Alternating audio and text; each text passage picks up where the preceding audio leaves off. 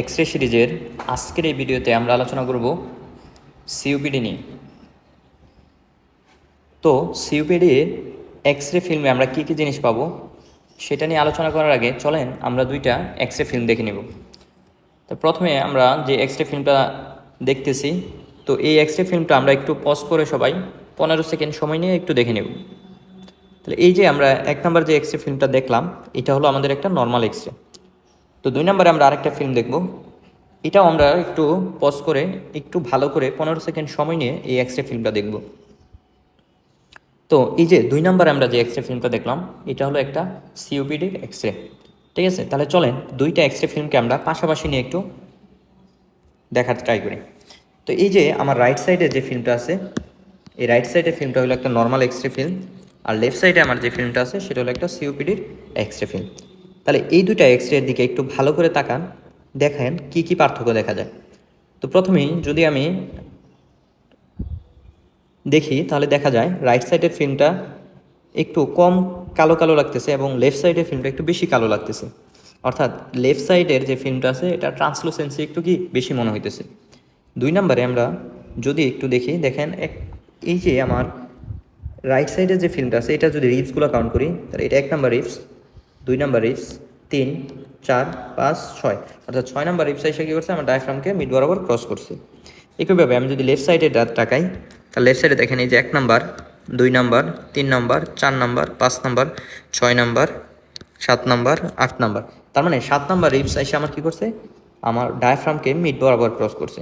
তো এই দুইটা পার্থক্য আমরা মোটামুটি সুপারফিশিয়ালি যদি দেখি এই দুইটা এক্স রে ফিল্ম থেকে আমরা দেখতে পাচ্ছি। তো আর কি কি পার্থক্য পাবো, অথবা একটা সিওপিডির একটা এক্স রেতে আমরা কি কি ফাইন্ডিংস পাবো বা কি কি ফাইন্ডিংস পেলে আমরা তাকে সিওপিডি হিসেবে এস্টাবলিশ করব, তো চলেন সেগুলো নিয়ে আলোচনা করা যায়। তাহলে সিওপিডিতে আমাদের সিওপিডি মানে কি আমরা সবাই জানি, chronic obstructive pulmonary disease. Chronic obstructive pulmonary disease. তার মানে সিওপিডি বলতে বোঝাচ্ছে হলো ক্রনিক অবস্ট্রাকটিভ পালমোনারি ডিজিজকে বোঝাচ্ছে। তার ক্রনিক অবস্ট্রাকটিভ, ক্রনিক বলতে কি একটা লম্বা সময়ের একটা হিস্ট্রি থাকবে। অবস্ট্রাকটিভ বলতে আমরা বুঝতে পারছি সেখানে একটা কি অবস্ট্রাকশন হবে, কোথায় অবস্ট্রাকশন, পালমোনারি, অর্থাৎ আমাদের পালমোনারি সিস্টেমের মধ্যে কোনো একটা অবস্ট্রাকশন হবে। এখন কেন এই অবস্ট্রাকশন হয় এবং অবস্ট্রাকশন হলে আমাদের লাংসের ভিতরে কী কী পরিবর্তন হবে এবং আমরা চেস্ট এক্সরেতে কী কী ফাইন্ডিংস পাবো সে সম্পর্কে চলেন আলোচনা করা যাক। তাহলে দেখেন আমরা সিওপিডির কজ নিয়ে যদি আলোচনা করি তাহলে কি আমরা প্রথম যে কজটার কথা বলি সেটা হলো আমাদের স্মোকিং। তাহলে কেউ যদি ধরেন একজন মানুষ লম্বা সময় যাবৎ কী করতেছে, স্মোকিং করতেছে, যদি লম্বা সময় দ্বারা স্মোকিং করে তাহলে এটা হলো তার কি, এইদিকে এটা হলো তার এয়ারওয়ে। তাহলে এয়ারওয়ে দিয়ে কী করবে, সে স্মোকিং করতেছে, স্মোকিং করলে স্মোকিংয়ের যে স্মোকগুলো আছে তাহলে এয়ারওয়ে দিয়ে তার কী হবে, ভিতরে ঢুকবে, ঠিক আছে, ঢুকে লাংসে যাবে। তো এই যে এয়ারওয়ে দিয়ে যখন স্মোকিংয়ের বিভিন্ন ধরনের, আমরা জানি স্মোকিংয়ের মধ্যে অনেক ধরনের কি কেমিক্যাল থাকে, তো এই কেমিক্যালগুলো যেহেতু ফরেন বডি, তো এরা কী করবে, আমাদের এয়ারওয়ের মধ্যে এক ধরনের ইনফ্লামেশন তৈরি করবে, ঠিক আছে। তো এয়ারওয়ের মধ্যে যখন ইনফ্লামেশন তৈরি করবে, ধরেন এটা হলো আমার এয়ারওয়ে, এরকম মোটা, এটা হলো আমার এয়ারওয়ে, যখন এটার ভিতর দিয়ে কী হবে, একটা স্মোকিং যাবে বা স্মোকিংয়ের কেমিক্যালগুলো যাবে, তখন এটাকে আমার বডি এটাকে কী হিসেবে কল্পনা করবে, এটা একটা ফরেন বডি হিসেবে কল্পনা করবে। ফলে সে এটাকে কী করবে, এটার ইরিটেশনে আমাদের এয়ারওয়ের মধ্যে এক ধরনের ইনফ্লামেশন হবে। তাহলে এখানে কী হবে, একটা ইনফ্লামেশন হবে। তাহলে যদি এখানে ইনফ্লামেশন হয় তাহলে এখানে ইনফ্লামেটরি যে সেলগুলো আছে তো সেই সেলগুলো আসবে, এবং এখানে ইনফ্লামেশন হইলে আমরা জানি এখানে কী হয়, যেখানে ইনফ্লামেশন হয় সেখানে কী হবে, ইনফ্লামেটরি যে এক্সুডেটগুলো আছে তো এই এক্সুডেটগুলো আসবে। আর এইখানে এটা যে আমাদের এয়ারওয়ের ভিতরে কিছু কি সেল থাকে, সেই সেলগুলো থেকে আমাদের মিউকাস সিক্রেশন হয়। যখন এখানে ক্রনিক ইরিটেশন হবে তখন এই সেলগুলো কী হবে, হাইপারট্রফি হবে এবং হাইপারপ্লাসিয়া হবে। তাহলে এই সেলগুলার হাইপারট্রফি অ্যান্ড হাইপারপ্লাসিয়া হবে, হাইপারট্রফি অ্যান্ড হাইপারপ্লাসিয়া। কারণ যখন এই সেলগুলার ক্রনিক ইরিটেশনের কারণে হাইপারট্রফি অ্যান্ড হাইপারপ্লাসিয়া হচ্ছে, তখন এই সেলগুলা থেকে মিউকাস সিক্রেশন অনেক বেশি পরিমাণে বেড়ে যাবে। ফলে এরা অনেক বেশি পরিমাণে কী করবে, মিউকাস সিক্রেশন করাবে, ঠিক আছে, অনেক বেশি পরিমাণে মিউকাস সিক্রেশন করাবে। এখন এই যে অনেক বেশি পরিমাণে মিউকাস যেটা সিক্রেশন হচ্ছে, এই মিউকাসটা এসে আমার কী হবে, এই যে এয়ারওয়ের ভিতরে এসে জমা হবে, ঠিক আছে। তাহলে আমার এই এয়ারওয়ের ভিতরে এসে মিউকাসগুলো জমা হচ্ছে, তাহলে এখান দিয়ে মিউকাস এভাবে জমা হচ্ছে, ঠিক আছে।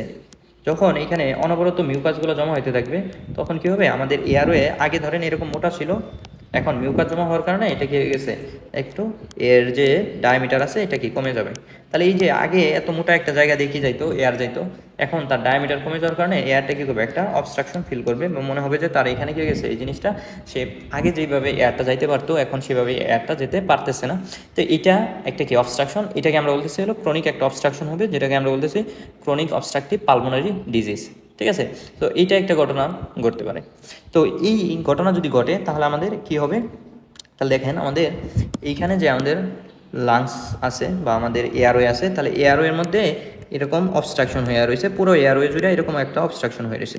অ্যান্ড পুরো একটা এয়ারওয়ে যদি এরকম অবস্ট্রাকশন হয়ে থাকে তাহলে ঘটনা কী ঘটবে, যেহেতু আমরা জানি আমাদের ইন্সপাইরেশন হইল active process, inspiration active process, আর এক্সপাইরেশন হলো প্যাসিভ, এক্সপাইরেশন হলো আমাদের প্যাসিভ প্রসেস।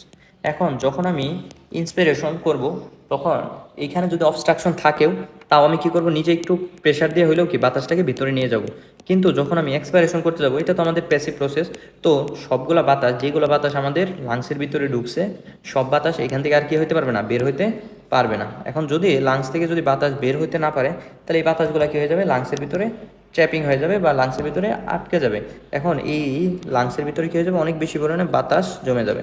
এখন লাংসের ভিতরে যদি বাতাস জমে তাহলে কী ঘটনা ঘটবে, দেখেন এটা হলো আমার একটা তাহলে এই ফিগারে যদি আমরা দেখি তাহলে এই লাংসের ভিতরে আগে এই পরিমাণ বাতাস ছিল, এখন কারো কী হয়েছে, এয়ারওয়ে অবস্ট্রাকশন হওয়ার কারণে এখানে বাতাস শুধু ভিতর থেকে বাইরে থেকে ভিতরে বাতাস ঢুকতেছে, বাইরে থেকে ভিতরে বাতাস ঢুকতেছে, কিন্তু ভিতর থেকে বাতাস বাইরে যাইতে পারতেছে না, বাইরে থেকে ভিতর থেকে বাতাস বাইরে যাইতে পারতেছে না।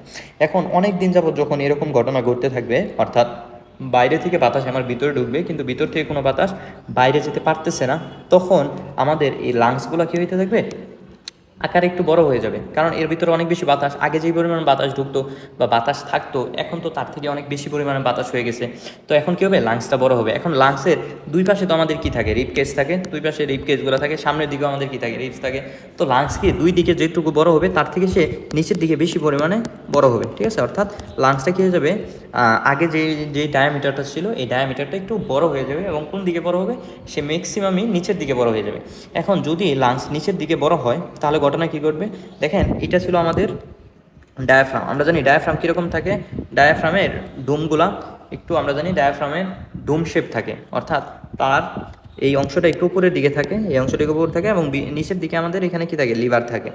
এখন যখন আমার এই লাংসটা নিচের দিকে আকারে বড় হবে তখন সে কী করবে, এই ডায়াফ্রামকে নিচের দিকে চাপ দিবে। ঠিক আছে, অর্থাৎ ডায়াফ্রাম আগে ছিল হলো এরকম উপরের দিকে কনকেভিটি করে থাকতো, কিন্তু যখন আমার লাংস বড় হয়ে যাবে, লাংস বড় হয়ে যাওয়ার কারণে এখানে একটা যখন প্রেশার দিবে, কারণ এখানে একটা প্রেশার দিল, লাংস নিচের দিকে একটা প্রেশার দেওয়ার কারণে এই ডায়াফ্রামটা আর এরকম কি আপার দিকে উপরের দিকে কনকেভ এরকম থাকবে না, সে কী হয়ে যাবে, কনকেভ থাকলেও সেটাই কনকেভিটিটা অনেকটা কমে যাবে। ঠিক আছে, কেন, কারণ আমার লাংসটা কী হয়ে গেছে, নিচের দিকে লম্বা হয়ে গেছে।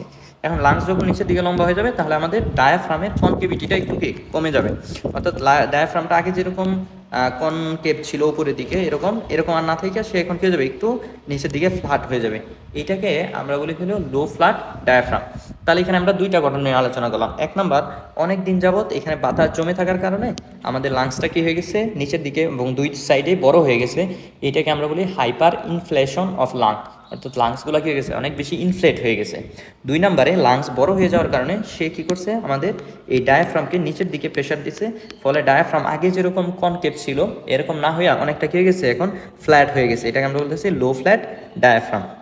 ঠিক আছে, এবং যেহেতু আমার লাংসের ভিতরে অনেক বেশি পরিমাণে এখন বাতাস আছে, তাহলে আমাদের আগে যেই পরিমাণ বাতাস আমার লাংসের ভিতরে ছিল এখন লাংসে বাতাসের পরিমাণ অনেক বাইরে গেছে।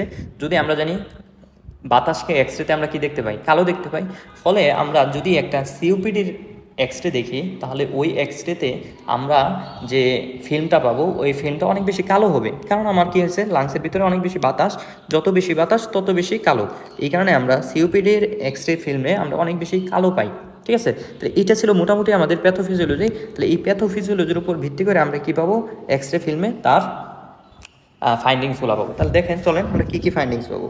তাহলে আমরা একটা সিওপিডির এক্সরে ফিল্মে কী কী জিনিস খুঁজবো, হোয়াট উই লুক ফর, অর্থাৎ আমরা কী কী জিনিস খুঁজতে চাই বা কী কী জিনিস পাইতে চাই। তাহলে এক নম্বরে আমরা যদি ডায়াফ্রামের দিকে তাকাই তাহলে আমরা বলছি যে ডায়াফ্রামটা কী হয়ে যাবে, আগে সে যেই বরাবর ছিল লাংসটা নিচের দিকে চলে আসার কারণে ডায়াফ্রামটাও কী হয়ে যাবে, একটু আগে ছিল এরকম কনকেভ না থেকে সে এরকম হয়ে যাবে হলো কি ফ্ল্যাট হয়ে যাবে। তাহলে ডায়াফ্রামটা আমরা কীরকম পাবো, ফ্ল্যাট, লো ফ্ল্যাট ডায়াফ্রাম পাবো, লো ফ্ল্যাট ডায়াফ্রাম, লো ফ্ল্যাট ডায়াফ্রাম পাবো। এবং যেহেতু আমাদের দেখেন আমাদের রিপস কাউন্ট যদি আমরা করি তাহলে নাম্বার অফ রিপস তাহলে কীভাবে পাবো, দেখেন আমাদের এই লাংসটা আগে ছিল এইখান থেকে এই পর্যন্ত, ঠিক আছে, এটা নর্মাল লাংস যদি এরকম হয় তাহলে এই যে একটা নর্মাল লাংসের মধ্যে এইটা, তাহলে চলো আমরা একটা এক্স রে ফিল্মেই দেখি এটা জিনিসটা। আচ্ছা, তাহলে আমরা একটা নর্মাল লাংসের মধ্যে,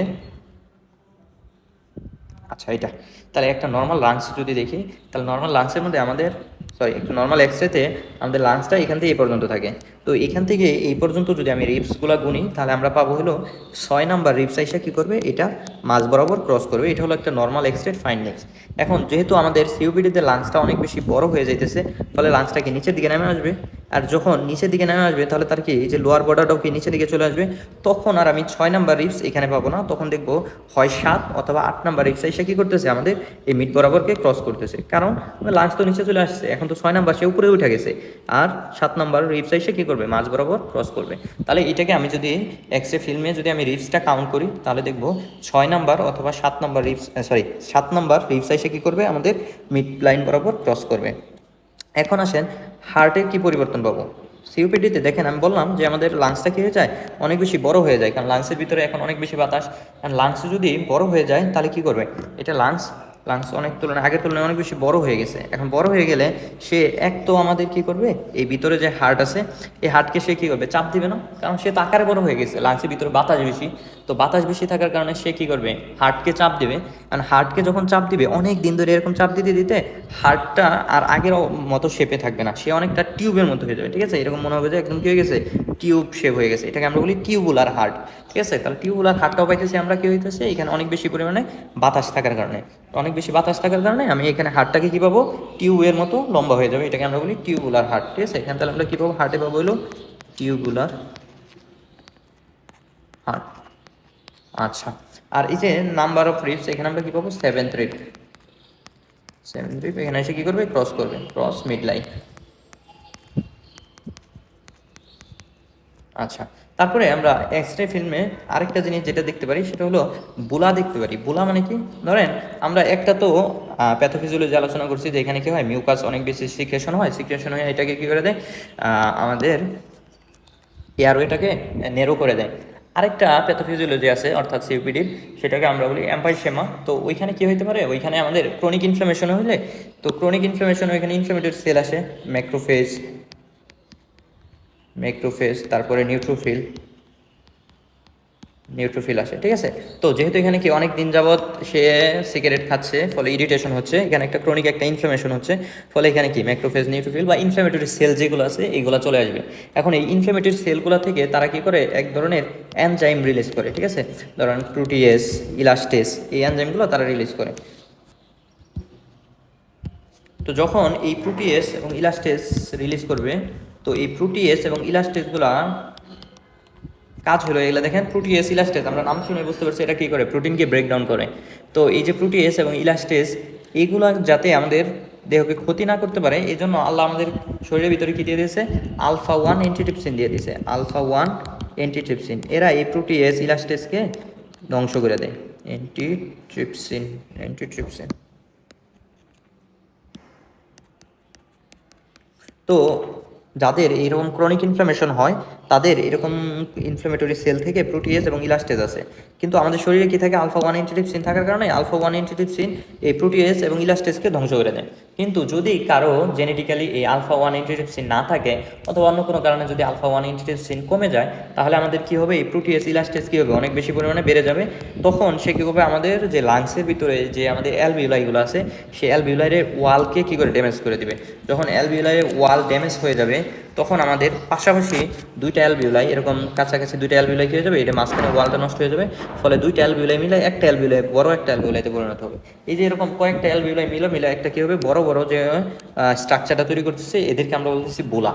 তো এই বোলাগুলো আমরা কী পাইতে পারি, এক্স রে ফিল্মের মধ্যে পাইতে পারি। সিওপিডিতে স্পেশালি এটা আমরা পাবো হলো এম্পাইসেমাতে। ঠিক আছে, সিওপিডির দুইটা টাইপ আছে, যার মধ্যে একটা হলো এম্পাইসেমা, ওইটাতে আমরা কি এটা পাইতে পারি।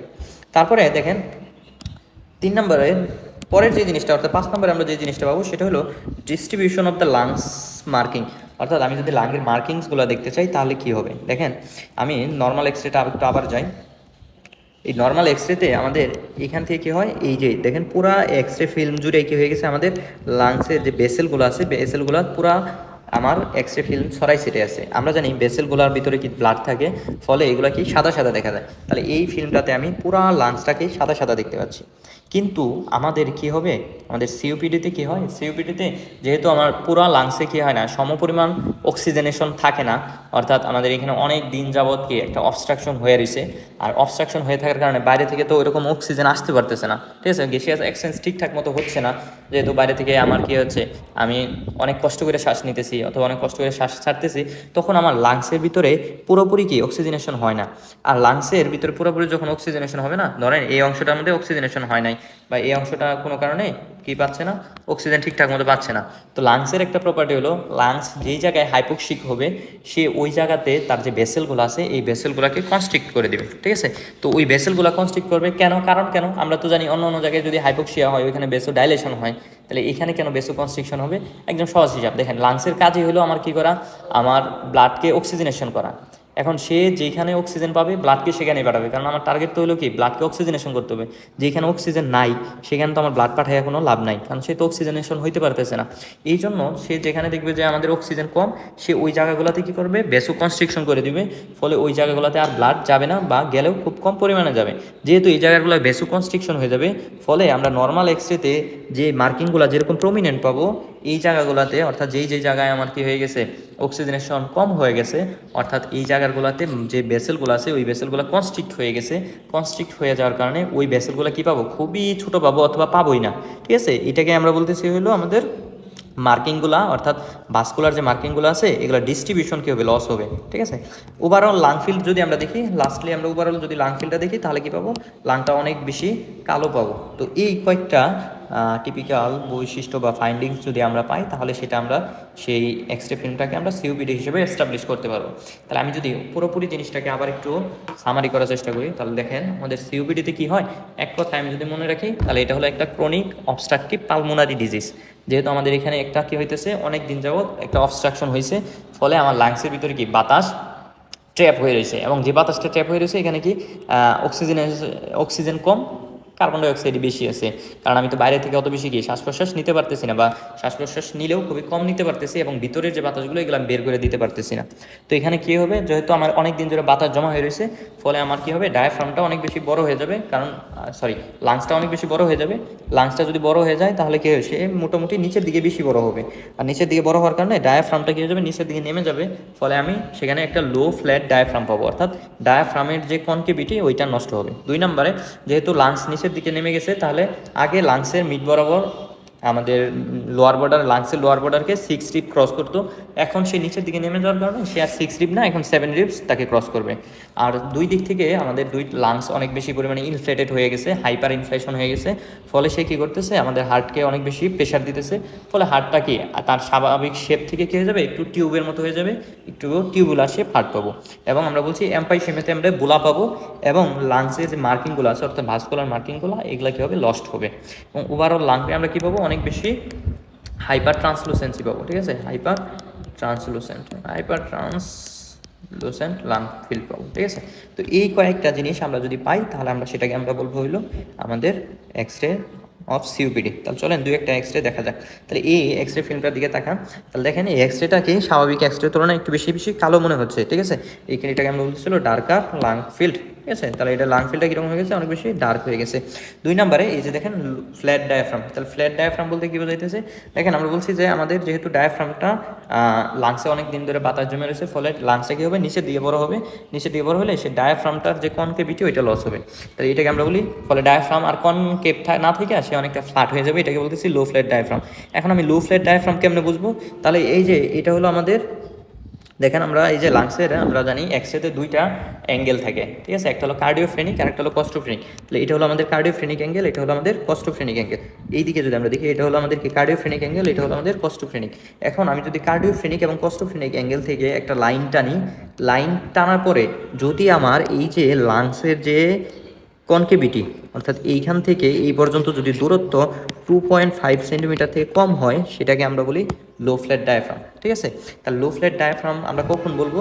যদি আমরা দেখি যে কস্টোফ্রেনিক এবং কার্ডিওফ্রেনিক অ্যাঙ্গেল থেকে একটা লাইন টানার পরে এই লাইন থেকে আমার লাংসের শেডোর দূরত্ব 2.5-এর কম।